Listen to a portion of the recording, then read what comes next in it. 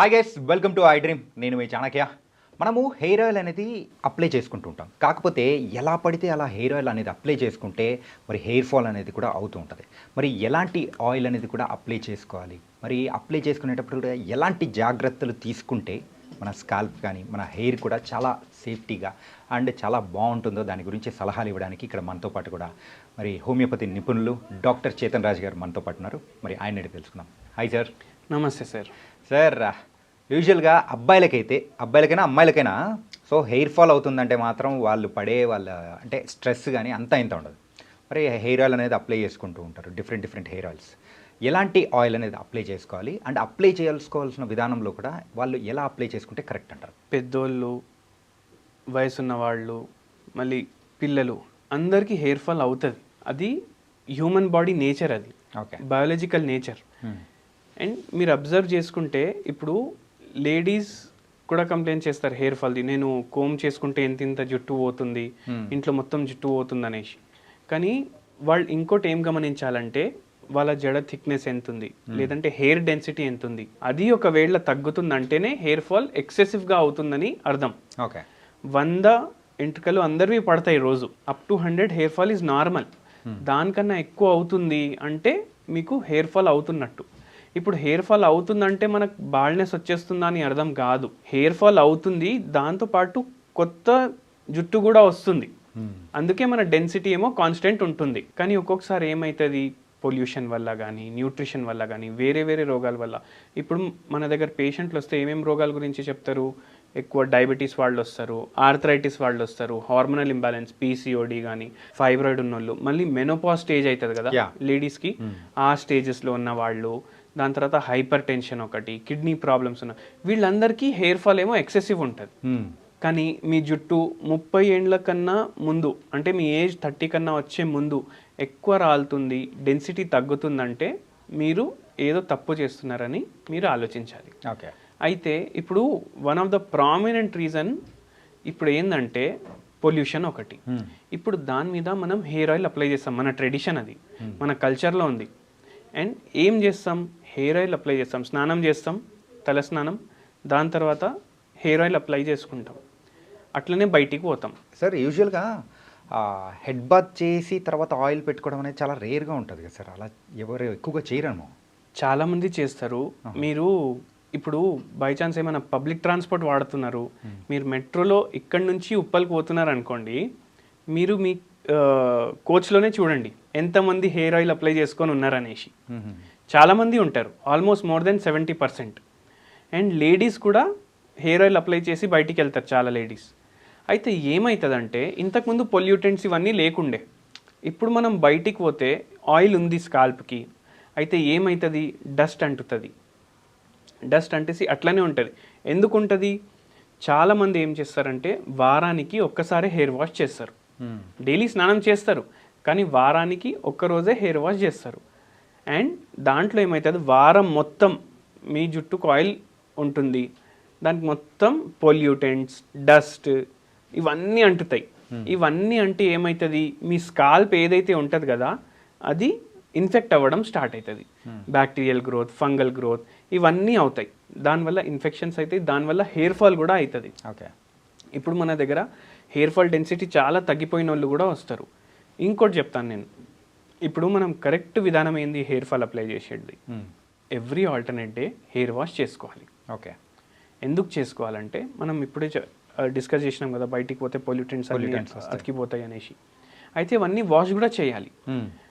And దానికోసం మీరు baby shampoo వాడండి. ఎందుకంటే బేబీ షాంపూలో హార్మ్ఫుల్ కెమికల్స్, సల్ఫేట్స్, ఫాస్ఫేట్స్ ఇవన్నీ చాలా అసలు ఉండవు. బేబీస్కి సేఫ్ ఉన్నది మీకు కూడా సేఫే ఉంటుంది. చాలామంది ఏమనుకుంటారు, అరే బేబీ షాంపూ నేను ఎట్లా వాడాలి, కానీ బేబీ షాంపూ సేఫ్ ఉంటుంది. అందుకే మీరు బేబీ షాంపూ అన్న వాడండి, లేకపోతే షీకాకాయ అన్న వాడండి. దాని తర్వాత ఏంటంటే ఇప్పుడు మన స్కాల్ప్ ఏదైతే ఉంటుంది దాని మీద సబేషియస్ గ్లాండ్స్ ఉంటాయి, మన బాడీ మొత్తం ఉంటాయి. మన ఫేస్ ఆయిలీ అయిపోతుంది కదా, ఎందుకు ఆయిలీ అవుతుంది, మన బాడీ ఆయిల్ రిలీజ్ చేస్తుంది కాబట్టి. మన స్కాల్ప్కి ఎంత ఆయిల్ కావాలి పర్ డే మన బాడీనే రిలీజ్ చేస్తుంది, అది సరిపోతుంది. అయితే ఆల్రెడీ ఆయిల్ రిలీజ్ అవుతుంది, మీరు ఇంకా దాని మీద ఆయిల్ అప్లై చేసుకొని బయటికి పోతే ఏం చేస్తారంటే, ఇప్పుడు మనం ముక్కు మూసుకుంటే మనం శ్వాసం పీల్చుకోగలుగుతామా? లేదు. అయితే మన బాడీకి ఆక్సిజన్ అవసరం, మన స్కిన్కి కూడా ఆక్సిజన్ అవసరం. అయితే మనం ఎక్కువ ఆయిల్ రాస్తే ఏమవుతుంది, మన బాడీ ఏమో ఎన్వైర్న్మెంట్కి ఎక్స్పోజ్ అవ్వదు. అప్పుడు ఎయిర్కి ఎట్లా కాంటాక్ట్ అవుతుంది? అవ్వదు. అందుకే ఎప్పుడైతే మీరు బయటికి పోతారో అప్పుడేమో మీరు విదౌట్ ఆయిల్ వెళ్ళాలి compulsory. Every alternate day hair wash చేయాలి కంపల్సరీ. ఇంకోటి ఏంటంటే, ఇప్పుడు మనకు ఆయిల్ నరిష్మెంట్ ఇస్తుంది అండ్ మన జుట్టుని కూడా స్ట్రాంగ్ చేస్తుంది. అందుకే నైట్ అప్లై చేసి పడుకోవాలి. నెక్స్ట్ డే మార్నింగ్ మీరు హెయిర్ వాష్ చేసుకోవాలి. ఓకే, అలా చేస్తే మీ జుట్టు ఏమో స్ట్రాంగ్ ఉంటుంది. ఇంకో తప్పు ఏం చేస్తారంటే అందరూ, ఇప్పుడు మనం కోకోనట్ ఆయిల్ అప్లై చేస్తాం, మనం చూడకుండా కోకోనట్ ఆయిల్ కొంటాం. అంటే దాని న్యూట్రిషనల్ వాల్యూ ఏంది, దాని ప్రాపర్టీస్ ఏంది. కోకోనట్ ఆయిల్ హెయిర్కి చాలా మంచిది అండ్ మన స్కిన్నే ఆయిల్ ఎంత కావాలి మన జుట్టుకి రిలీజ్ చేస్తుంది కదా. మనం అప్లై చేసే బదులు మన కుకింగ్లోనే మనం కోకోనట్ ఆయిల్ వాడితే ఇట్ ఈస్ బెస్ట్. ఓకే, ఎందుకంటే మన బాడీలో కోకోనట్ ఆయిల్ పోతుంది. మన ఏదైతే అబ్జర్వ్ అవ్వాలి దాంట్లో న్యూట్రియంట్స్ మన ఇంటెస్టైన్స్ అబ్జర్వ్ చేసుకుంటాయి. మన సబేషియస్ గ్లాండ్ ఏ ఆయిల్ అయితే ఎప్పుడు రిలీజ్ చేస్తాయి అవి గుడ్ క్వాలిటీ ఆయిల్స్ ఉంటాయి. ఎందుకంటే మనం మంచి క్వాలిటీది తీసుకుంటున్నాం. అయితే ఏది మంచి క్వాలిటీ అంటే కోల్డ్ ప్రెస్డ్ ఆయిల్స్ అని ఉంటాయి. కోల్డ్ ప్రెస్డ్ ఆయిల్స్ అవి తీసుకోవాలి. రిఫైన్డ్ ఆయిల్ ఎప్పుడు వాడొద్దు, అదొకటి. అండ్ బ్లెండెడ్ ఆయిల్ అంటే ఏంటంటే మన కోకోనట్ ఆయిల్ అనేసి అమ్ముతారు, కానీ అది బ్లెండింగ్ అయి ఉంటుంది. అంటే 60% కోకోనట్ ఆయిల్ ఉంటుంది, 40% వెజిటేబుల్ ఆయిల్ ఉంటుంది. అవి చూసుకొని మనం తీసుకోవాలి. ఇంకోటి మనం ఏం చేయొచ్చు అంటే, ఇప్పుడు ఒక హోమియోపతి మెడిసిన్ ఉంటుంది, అదేంటంటే జబొరెండి మదర్ టించర్. ఓకే, ఇది ఒక 30 ml తీసుకోవాలి. ఒక ప్లెయిన్ బాటిల్ తీసుకోవాలి. దాంట్లో ఇది 30 ml వేసుకోవాలి. దాంట్లోనే 30 ml మీరు కోకోనట్ ఆయిల్ వేసుకోవాలి. ఇది మిక్స్ చేసుకోవాలి. మీరు ఎప్పుడైతే ఆయిల్ అప్లై చేస్తారో దాని బదులు ఇది వాడడం స్టార్ట్ చేయండి. ఒకవేళ హెయిర్ ఫాల్ చాలా ఎక్కువ అవుతుందంటే మీకు మంచి రిజల్ట్స్ కనిపిస్తాయి. కొన్ని కేసెస్ ఉంటాయి, ఇప్పుడు డయాబెటీస్ ఉంది, ఇవన్నీ క్రానిక్ డిసీజెస్ ఉన్నాయి కదా, డయాబెటీస్ కానీ, హైపర్ టెన్షన్ కానీ, కిడ్నీ ప్రాబ్లమ్స్ కానీ, వాళ్ళు ఏం చేయొచ్చు అంటే వాళ్ళకు కూడా హెయిర్ ఫాల్ చాలా ఎక్కువ అవుతుంది అంటే వాళ్ళు మనకు కన్సల్ట్ చేయొచ్చు. మనం వాళ్ళ ప్రకృతిని బట్టి, కాన్స్టిట్యూషన్ని బట్టి మనం వాళ్ళకి మెడిసిన్ ఇస్తాము. ఓకే, సో మొత్తం మీద అయితే వీక్లో ఎనీ టైమ్స్ అప్లై చేసుకుంటే బెటర్ అంటారు. మీరు ఎన్ని టైమ్స్ స్నానం చేస్తే అన్ని టైమ్స్ అప్లై చేసుకోవాలి. 1 day బిఫోర్ ఆయిల్. ఓకే, రేపు మార్నింగ్ చేస్తున్నారంటే వాళ్ళు నైట్ ఆయిల్ అప్లై చేసి పడుకోండి. నెక్స్ట్ డే వాష్ చేసిన తర్వాతనే మీరు బయటికి వెళ్ళండి. ఓకే, సో వితౌట్ వాష్ లేదా కోకోనట్ ఆయిల్ పెట్టుకొని కానీ ఏదైనా వెళ్తే మాత్రం కరెక్ట్ కాదు. So one more doubt doctor, ఏంటంటే మనం బాదం ఆయిల్ అని మనం చూస్తూ ఉంటాము, అలాగే వేరే ఆయిల్స్ అనేది కూడా ఉన్నాయి, different types of oils, amla oil, badam oil and coconut oil. So ఇలా డిఫరెంట్ ఆయిల్స్ అనేది కూడా మనం యూస్ చేస్తే ఎలా ఉంటుందంటారు? It's a good or bad? నేను చెప్పినట్టు ఇవన్నీ ఆయిల్స్ మంచి ఆయిల్స్, కానీ మన బాడీ దాన్ని అబ్జర్వ్ చేసుకుంటుందా స్కాల్ప్తో అంటే ఎంత అబ్జర్వ్ చేసుకుంటుంది మనకు తెలియదు. కానీ మనం దాని ఇంటేక్లో మనం అది వాడితే అది కంపల్సరీ మన బాడీ లోపలికి వెళ్తుంది. అట్లా బ్లడ్ స్ట్రీమ్లో ఏమో ఏదైతే దాంట్లో న్యూట్రిషన్ ఉంది అది బ్లడ్ ఏమో మన ఇంటెస్టైన్స్ అబ్జర్వ్ చేసి బ్లడ్ స్ట్రీమ్ ద్వారా మన స్కాల్ప్ వరకు అయితే పోతాయి. బయటికి వెళ్ళి రాస్తే అది లోపలికి ఎంత పోతుంది పోదు ఎగ్జాక్ట్ మనకు ఐడియా ఉండదు. అంటే అప్లై చేసే విధానంలో కూడా కొంతమంది హార్డ్గా కూడా మరి అప్లై చేస్తూ ఉంటారు. అవును, ర్యాష్గా అప్లై చేస్తారు, హాఫ్ అవర్ 1 hour మాలిష్ చేసుకుంటారు. దాంట్లో కూడా జుట్టు డ్యామేజ్ అవుతుంది.